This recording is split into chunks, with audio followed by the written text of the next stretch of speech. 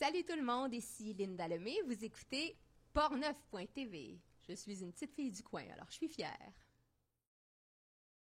Alors ce soir, je vous préviens, Louis et moi, on a envie de vous offrir un spectacle à la bonne franquette. On n'a pas envie de se casser la tête, on a envie de faire ça vraiment comme je le faisais il y a 25 ans, là, puis que j'essayais des nouvelles chansons, puis qu'on improvisait, puis c'était tout en spontanéité. Alors c'est un peu comme ça qu'on veut penser ce spectacle-là ce soir. Il est en retard, l'oubli, je l'attends depuis si longtemps. Il est en retard. Alors bonjour, bienvenue encore pour cette autre capsule de Portneuf.tv Culture. On est avec Linda Lemay aujourd'hui à la salle Linda Lemay. Ben oui, c'est ça, c'est tellement le fun de venir chez nous, puis de savoir que là, il va y avoir des visages que je connais dans la salle. Puis c'est tout petit, je me sens vraiment comme dans le salon chez nous, donc je suis très heureuse d'être là. Oui, c'est vraiment chez vous 2 fois plus parce que tu es aussi native de Portneuf. Oui, c'est ça. Moi, j'ai une Portneuf-ville, donc avec la vue sur le fleuve, le long quai de Portneuf. Moi, c'est mon enfance et mes parents sont encore là d'ailleurs. Donc, le plus fort est là, la plus forte est là. Voilà. Je sais pas pourquoi il se défile. J'ai des cadeaux pour lui. J'ai le cerveau plein de beaux restes. J'ai un cœur trop rempli qui a juste envie qu'on le déleste. Peut-être bien que l'oubli. Chaque visite que tu fais ici dans Portneuf, tu vas voir tes parents, tu vois tes racines. Oui, mes parents vont être là ce soir. Ils étaient là quand je suis venue il y a 2 jours aussi. Et aussi souvent que je peux, je passe par chez nous. Mais c'est sûr que dans les dernières années, je trouve que ça m'arrivait pas assez souvent. J'étais un petit peu coupée des gens que j'aimais. On se voyait juste après des spectacles que je donnais et tout ça. Puis je trouvais ça triste. Alors là, j'ai décidé qu'après cette tournée-ci, qui se termine très, très, très bientôt, j'ai décidé de prendre off. Mais un vrai off. C'est-à-dire que j'ai même pas ordonné de date pour une prochaine tournée. Et ça, je pense que c'est une première depuis le début de ma carrière, parce que la demande est là, donc les opportunités sont là, mais j'avais envie d'avoir aucune pression et de vraiment, là, si je décide de partir en voyage avec mes parents, pendant qu'ils sont encore en forme et tout ça, puis avec mes filles et tout ça, d'avoir du vrai temps où est-ce que j'aurais pas en arrière de la tête une pression de dire, oui, je suis off, mais il faut que je me prépare à faire telle chose. Là, ça va être du vrai off. Ça va être le fun. Et là, vous allez me dire, pourquoi décibels et des silences? J'en ai aucune espèce d'idée. Le nouvel album est sorti au mois de septembre dernier. C'est Décibels et des silences. Oui, c'est ça. Donc, le même titre que le spectacle, que le titre du spectacle. Et c'est un album que j'ai fait avec Mégo, qui est mon grand complice depuis, ça fait tellement longtemps. On se connaît depuis le Festival de la chanson de Granby, ça veut dire 1988, parce qu'avant ma victoire, qui était en 89, j'avais quand même participé à Granby. C'était lui qui était donc le chef d'orchestre là-bas. Et ça a cliqué tout de suite. On est des Lemay, on n'est pas de la même famille, mais il y a une parenté dans notre façon d'aborder la musique et tout ça. Alors, on aime ça évoluer ensemble. Puis chaque fois qu'on a collaboré ensemble sur un projet, on allait plus loin et on découvrait de nouvelles façons de faire sonner mes chansons. Je trouve ça vraiment agréable parce que je suis en confiance avec lui. Alors, j'ai décidé de rebaptiser mon spectacle ici même ce soir, au lieu de Décibels et des silences.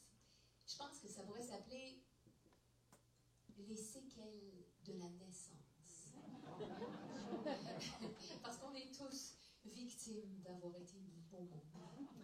Moi, la première fois que j'ai vu le visage de ma mère, c'est la fois où elle ne peut pas être plus laide.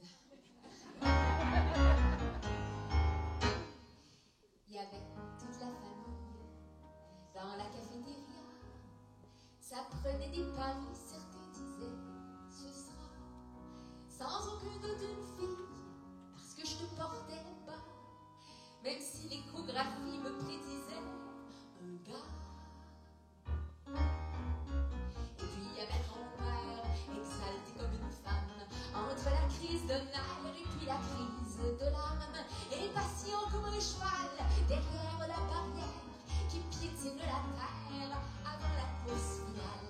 Puis il y avait l'infirmière tranquille, comme un poisson, diplômée en matière de respiration, qui me flattait la jaquette pendant les contractions et qui m'appelait ma chouette comme si c'était moi le poupon.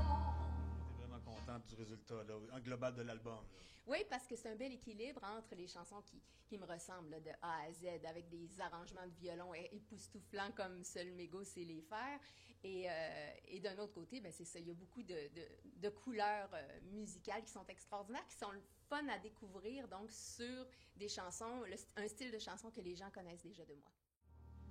Et bien sûr, il y avait moi la chouette en question, tremblante comme un soldat qui va combattre au front, comme une brebis frileuse qui veut pas qu'on la tonde, comme une poule couveuse qui sait pas comment pondre. Finalement, il y avait toi qui voulais sortir, tant pis si t'étais trois, tant pis si ça déchire, pressé comme la police en pleine chasse à l'homme. Toi la star en coulisses, j'allais te voir en personne. Alors, sur ton album, tu as chanté avec ta fille, la plus jeune. Oui, c'est ça, la plus jeune de mes deux filles, qui s'appelle Ruby. Donc, Ruby Weisinger, elle a déjà un nom de vedette. Déjà, oui. Et c'est ça, c'est une jeune fille qui est très réservée de nature. Je pense que c'est une fille qui observe beaucoup ce qui se passe autour d'elle, plus qu'elle s'implique encore, là, mais tu sais, ça va venir si elle est comme sa maman. Oui. Moi, j'étais très timide quand j'étais jeune. Les gens qui me connaissaient à l'école n'auraient jamais pu imaginer qu'un jour, je me trouverais sur une scène à chanter. Eh bien, elle m'a surprise, cette belle fille-là, parce qu'elle est arrivée en studio. Puis on a décidé d'essayer qu'elle chante la chanson, donc vraiment de A à Z. C'est pas une participation à une de mes chansons sur l'album, c'est réellement qu'elle chante au complet une chanson qui s'appelle « Ne pars pas, il nous reste à refaire le monde ». Et puis, avec sa jolie voix, toute pure, c'était spontané, était là comme si elle avait toujours chanté devant un micro. Elle a fait 3 fois la chanson, on a pris les meilleurs bouts. Ça a donné une super belle version de cette chanson-là. Je m'en vais en France, en Suisse, en Belgique. Puis là, ça fait drôle d'être dans d'autres pays et de te faire dire, de voir des enfants qui arrivent aux autographes puis qui chantent la chanson que ta fille a chantée sur l'album. Tu te dis, oh mon Dieu, tu sais, c'est fou quand même à quel point ça voyage vite, les chansons. Alors, je suis très, très fière de ma jeune fille. La plus vieille, est-elle intéressée suite à ça? Ben écoute, elle est tellement bonne. C'est elle qui me dit non, hey là, arrêtez, je veux pas chanter. Tu sais, parce que elle a tellement une belle voix. Elle prend la guitare, elle a jamais pris de cours, puis elle sait jouer, elle enchaîne les accords, elle chante bien, elle a une douce voix, une belle voix juste. Alors, elle aurait le talent pour le faire aussi, mais là, pour le moment, c'est une fille qui est très, très curieuse. Le problème avec elle, qui est un très, très beau problème, ma grande fille Jessie, qui a 19 ans, elle essaie n'importe quoi, puis elle excelle. Ah, OK, bon. C'est fou. Alors, pour être franche, moi j'en avais pris l'école.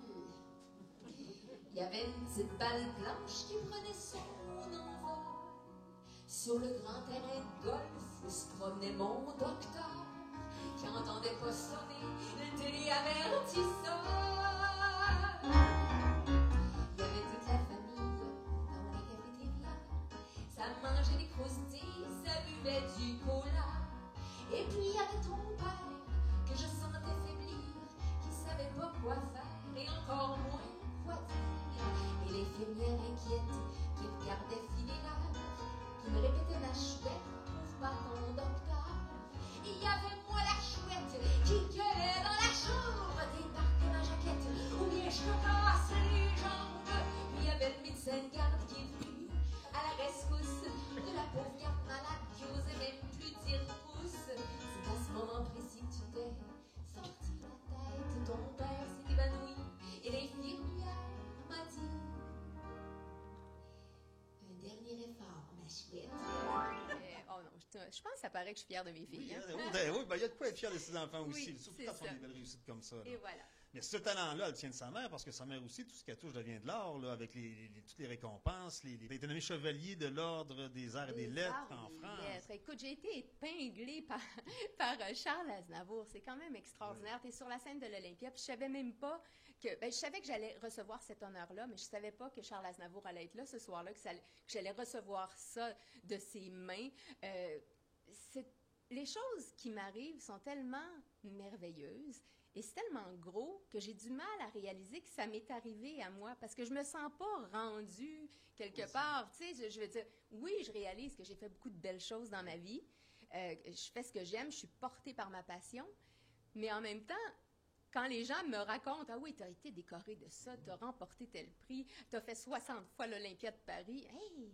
Ça me fait tout le temps comme réaliser, c'est vrai, tu sais, parce qu'il n'y a pas longtemps, j'étais ici, sur la scène à l'époque, c'était pas la salle Lynn Delemay, ben, c'était le Moulin Marcoux, c'est encore le Moulin Marcoux, et je me rappelle, j'avais fait un de mes premiers spectacles ici avec mon premier chum qui s'appelle Mario Brassard, qui est un très, très bon chanteur, et avec ma sœur qui faisait mes bacs vocales, je l'ai pas connue du tout, là, et puis donc, je chantais quelques-unes de mes premières chansons, j'apprenais à jouer de la guitare comme ça sur scène ici, et là, je reviens comme plus de 25 ans plus tard. C'est fou, là, tu sais, avec tout un bagage. Mais je suis la même petite fille pareille, sauf à 50 ans, tu sais. Celui dont je te parle en ce moment, il est à peu près long comme ça.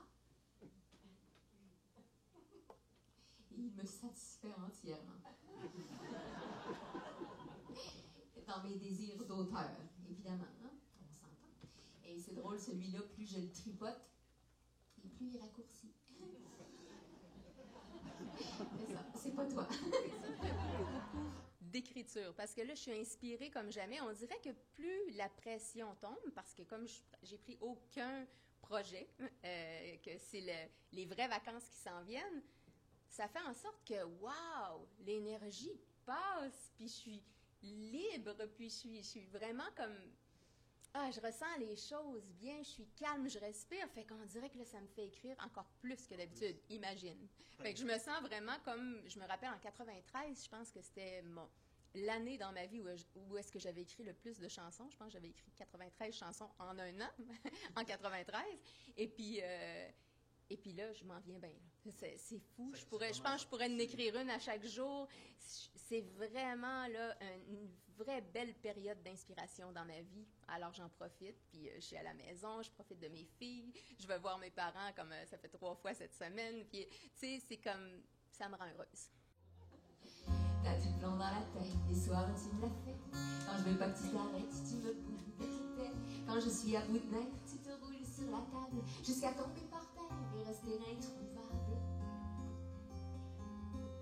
Et pourtant il y a des soirs où tu te moules à mes doigts. Parfois j'ai peine à croire les mots que tu m'envoies. Tu fais semblant de rien mais t'as le sang qui bout. Tu me prends par la main puis tu danses comme un fou. Je te porte à ma bouche, te